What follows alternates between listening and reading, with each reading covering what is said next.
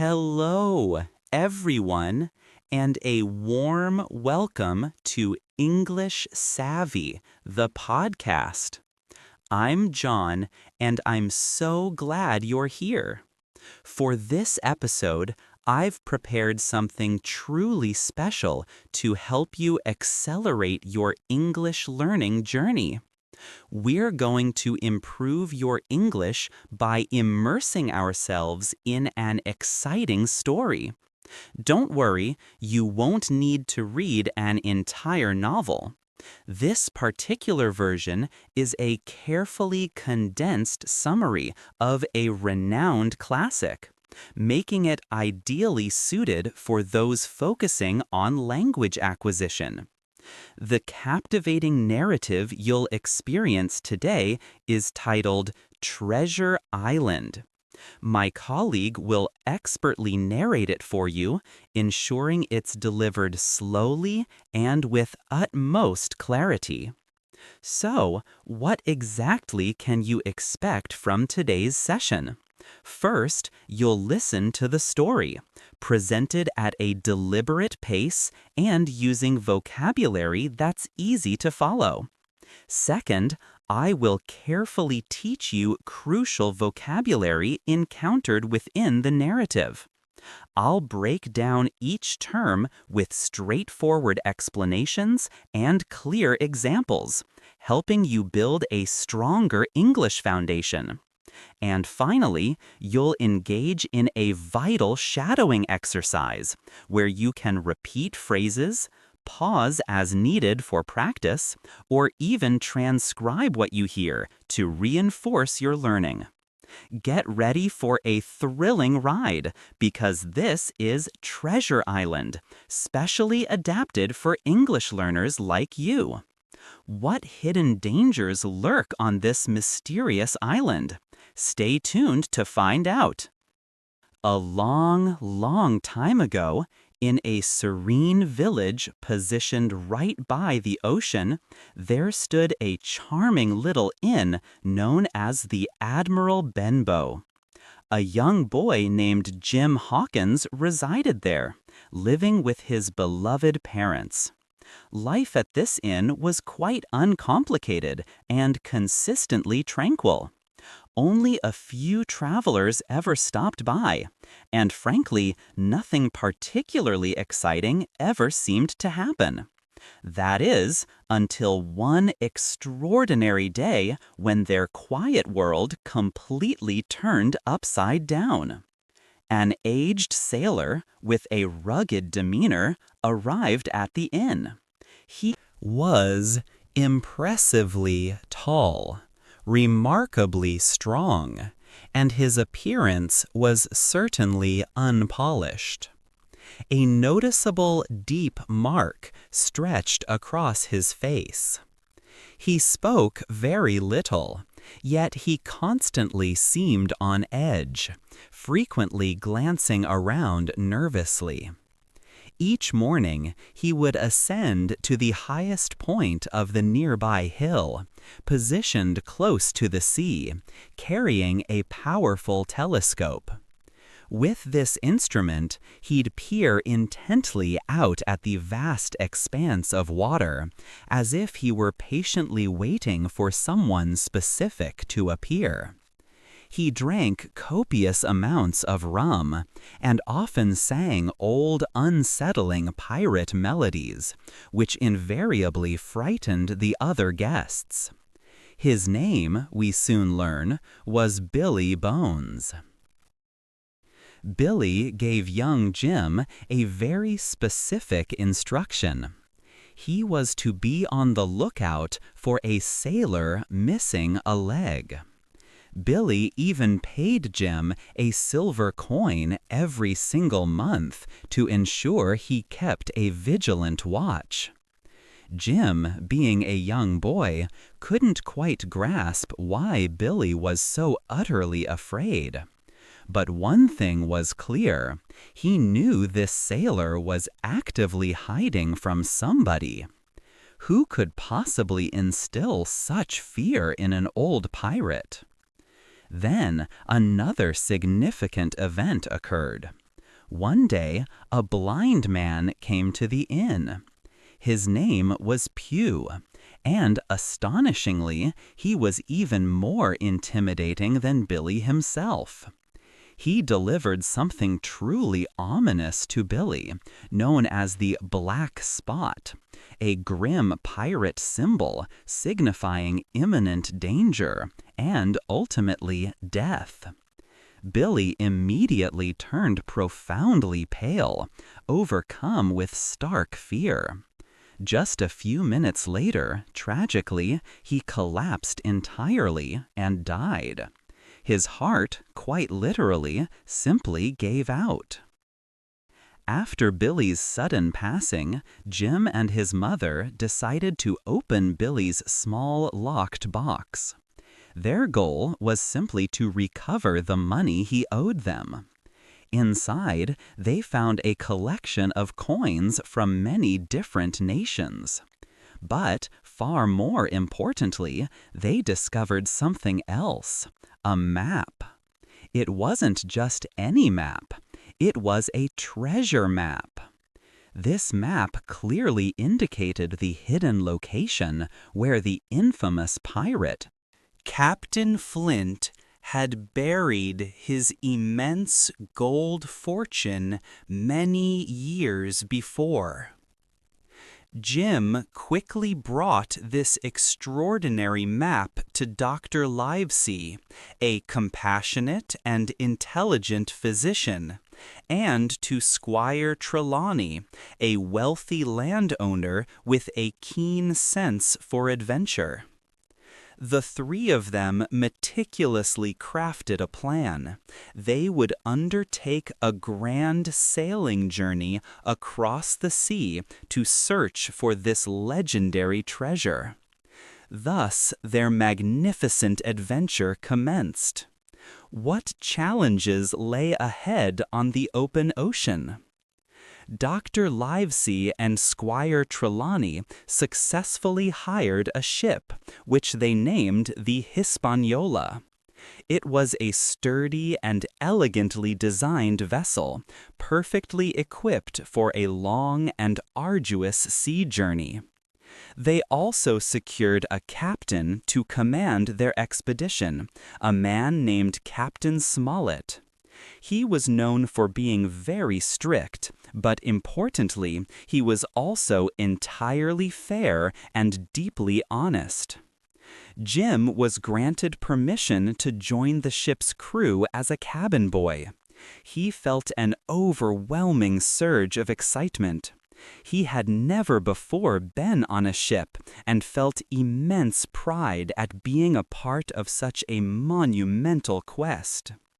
One of the men working on the ship was the enigmatic Long John Silver.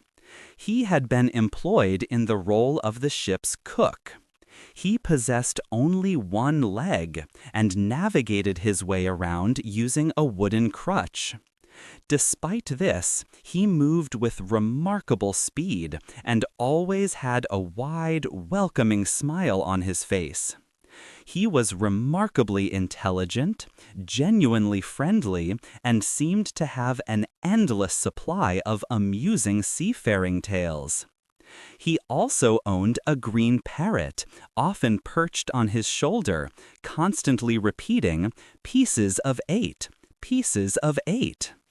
Initially, everyone on board was quite fond of Silver. He shared jokes and readily offered help to anyone who needed it. However, Jim soon stumbled upon a horrifying and deeply unsettling secret. One day, Jim found himself hidden inside a large barrel on the ship. While concealed, he distinctly overheard Silver engaging in a hushed conversation with some of the other men. Crew members. Jim then made a shocking discovery. Silver, along with many of the ship's crew, were not honest sailors at all, but secretly pirates. They had devised a treacherous scheme. Their plan was to patiently wait until the treasure was successfully found. Then, at that crucial moment, they would ruthlessly seize control of the ship and claim all the treasure for themselves. Jim felt a profound sense of terror. He stayed absolutely quiet, listening intently to every single word spoken. Later, with a heavy heart, he revealed everything to Captain Smollett and the other trustworthy men. Now, the chilling truth was undeniable. Many of the crew members were incredibly dangerous. They had to proceed with extreme caution and prepare themselves to defend their lives and the treasure. After countless days of sailing across the vast open sea, the Hispaniola finally reached Treasure Island. The island itself was a sight of lush green, wild, and incredibly silent. It featured towering trees, rolling hills, jagged rocks, and mysterious secret caves. From a distance, it appeared calm, but Jim and his companions knew deep down that danger could be lurking anywhere. Some of the crew swiftly disembarked onto the island. Jim, too, went ashore with them, but soon, drawn by curiosity, he ventured off alone into the thick forest. As he explored, he encountered a peculiar man named Ben Gunn. Ben had, in his past, been a pirate. However, his former pirate companions had cruelly abandoned him, leaving him entirely alone on this remote island. He had survived there for 3 long years, subsisting on wild berries and goats. Ben was admittedly a bit eccentric, but he was also surprisingly kind and warm-hearted. He then confided a monumental secret to Jim. He had already discovered Captain Flint's treasure himself and had cleverly hidden it in a perfectly safe location. Ben offered to assist Jim and the others, but only on one condition. They had to promise to take him back home after their adventure was concluded. How could they possibly trust someone abandoned by pirates? Meanwhile, the situation on the island quickly worsened. Long John Silver and the other pirates successfully took complete control of the ship. They also demanded possession of the vital treasure map. But Captain Smollett, Dr. Livesey, Squire Trelawney, and the other honorable men strategically moved into an old wooden fort on the island. Their aim was to ensure their safety and prepare to bravely fight back. Soon after, the intense battle between the two opposing groups began. The pirates fiercely attacked the old wooden fort, armed with powerful guns and sharp swords. They desperately tried to seize the map. However, the loyal men inside proved themselves to be strong, remarkably smart, and incredibly brave. They valiantly defended the fort, refusing to surrender the precious treasure. Then, in a moment of sheer courage, Jim performed another incredibly brave act. He found a small round boat. He skillfully used this tiny vessel to quietly make his way back to the Hispaniola. There, he bravely confronted a dangerous pirate in a fierce struggle, and astonishingly, he emerged victorious. He managed to take full control of the ship and then ingeniously moved it to a secure location far away from the menacing pirates. Later, Jim returned to the wooden fort and excitedly recounted his daring deeds to his grateful friends. Together, they continued their relentless fight against the pirates. Silver, ever the opportunist, attempted to appear friendly once more. He seemed to switch his loyalties, desiring only to ensure his own survival. But Jim and the others, having been deceived once, no longer trusted him.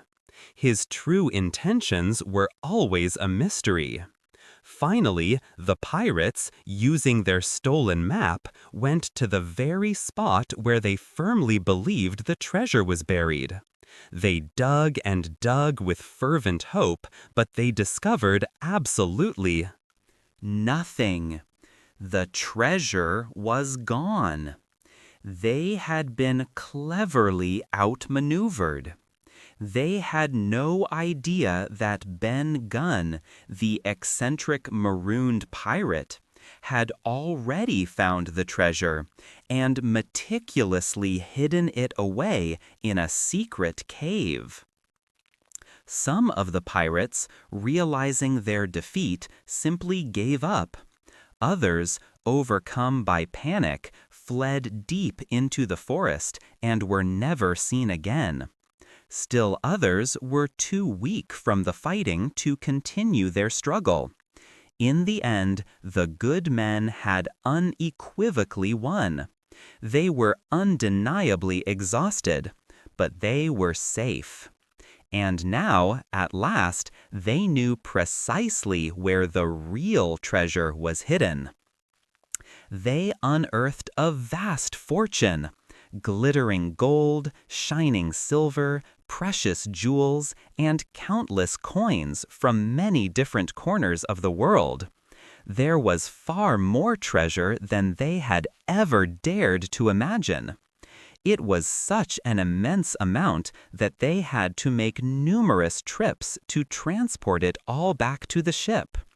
With their incredible riches secured, they were finally ready to depart the island. A few pirates were ultimately left behind on the island. Some of the pirates had tragically died during the conflict, and others had successfully escaped into the dense forest, disappearing without a trace. Long John Silver was still with them. He had at times provided some assistance, but he had also repeatedly lied and cunningly tricked them. Then, one quiet night, as everyone on board was sound asleep, Silver mysteriously disappeared. He took with him one small bag of the treasure and was never seen again. The magnificent ship laden with riches sailed triumphantly back to England. Jim and his loyal friends were now safe, and indeed they were incredibly wealthy beyond their wildest dreams. But Jim, the young cabin boy, felt fundamentally changed by his experiences. He had embarked on an extraordinary adventure. He had confronted genuine danger, witnessed insatiable greed, and even seen death. Through it all, he had learned invaluable lessons about unwavering bravery, the unbreakable bond of friendship, and the profound importance of trust. He was no longer just an innocent young boy. He had truly grown up, forged by the trials of the sea. What journey awaits you next? All right, John here again from English Savvy, the podcast. Let's now delve into some of the most practical vocabulary we encountered during today's thrilling pirate adventure. Understanding these words will significantly enhance your comprehension of future stories and help you articulate yourself more naturally when speaking English. I will clearly pronounce each word, offer a simple and concise explanation, provide a relatable real-life example to illustrate its use, and then we will together practice saying it. Yes, it's shadowing time. Are you prepared? Excellent. Let's get started. The first phrase we're focusing on is by the sea. This particular phrase means directly adjacent to the ocean or very close to the coastline. You might use it in a sentence like this. They decided to construct a quaint, charming cottage by the sea. Now, please repeat after me. They lived by the sea.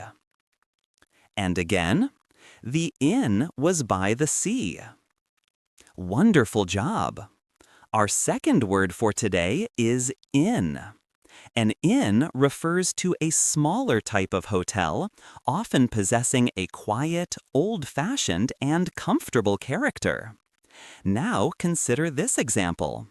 We chose to stay at a cozy little inn during our cross-country road trip. We chose to stay at a cozy little inn during our cross-country road trip. Excellent! Now repeat this phrase. Let's find rest at an inn. Next, let's thoroughly examine the word rough. When we say someone looks rough, it implies they appear tough, untamed, or disheveled, rather than neat or well-groomed. For instance, one could say, "The old sailor appeared rough with his unkempt hair and well-worn clothing." Now, please repeat after me. He looked rough and quite intimidating. And another example. That person possesses a rough voice. The fourth word we're learning is scar. A scar is a distinctive mark that remains on the skin after a cut or an injury has completely healed. To give you an example, she has a faint scar on her knee, a reminder from a childhood fall. Now, please repeat this one. He has a scar on his face. Good work. Moving onward, we have the word nervous. To feel nervous means to experience a sensation of worry or apprehension, often with the feeling that something negative might occur. Here is a relevant example. I typically feel quite nervous before delivering a public speech. Now, please repeat this. Jim certainly looked nervous. And this one. She felt nervous before her challenging test. Great work. The next phrase for us is watching for someone. This specifically means to wait expectantly and observe carefully to see if a particular person is approaching. Here is an example. He stood patiently at the window, watching for his friends to arrive. Now please repeat this. He was watching for danger. Perfect. Perfect. Our subsequent phrase is keep an eye out. This signifies observing carefully or staying vigilant. Try using it like this. Please keep an eye out for your keys. You tend to misplace them often. Now, please repeat this. Keep an eye out for trouble. Good job. Our next word is pale. If an individual is described as pale, it means their skin appears noticeably white, often as a result of intense fear or a medical condition. You might hear a sentence such as, "Her complexion turned pale when she heard the very distressing news." Now, please repeat this one. He looked pale.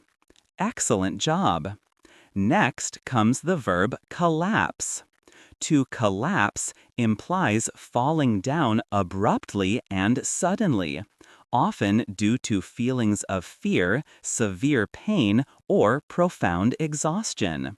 Now, please repeat this one. He collapsed onto the floor. Very good. Very good. Significant phrase is his heart simply gave out. This idiomatic expression means that his heart unexpectedly stopped functioning, frequently attributed to extreme shock or overwhelming fear. Now, please repeat this one. He was so frightened, his heart simply gave out. Good job. And then we have the noun adventure. An adventure is defined as an exciting and stimulating journey or experience which can sometimes involve elements of danger. You can use it in a sentence like this. Climbing that treacherous mountain was an immense adventure. Now, please repeat this one. That was an amazing adventure. Very good. The next word on our list is voyage. A voyage is specifically a long journey traditionally undertaken by ship across the sea. For example, the epic voyage spanned countless weeks. Now, please repeat this one. We embarked on a very long voyage. Perfect. Our next word is strict. Strict describes a person who meticulously adheres to rules and regulations and anticipates the same adherence from others. Try this example. Our professor is very strict, but always fair. Now we will look at the phrase, take over the ship. This expression means to gain commanding control of a vessel, typically by force, much like pirates would. For instance, the determined pirates attempted to take over the ship. And here's another useful one, right away. Right away conveys the meaning of immediately, without any hesitation or delay. Use it in this manner. Please come here right away. Please come here right away. And here's our final word, walked off. To walk off means to depart from a place, often done quietly or without uttering a single word. For example, he didn't offer any answer. He simply turned and walked off. Now, please repeat this one. Jim walked off into the thick forest. Good job. And there you have it. Your complete vocabulary journey for today is finished. This is truly how your English vocabulary and fluency become more robust, one step at a time. And remember, you absolutely do not have to tackle this on your own. We at English Savvy, the podcast, are always here to assist you in every episode. If you found this lesson beneficial for your learning, please make sure to hit that like button and subscribe. I'm John, and this has been English Savvy, the podcast. Farewell for now.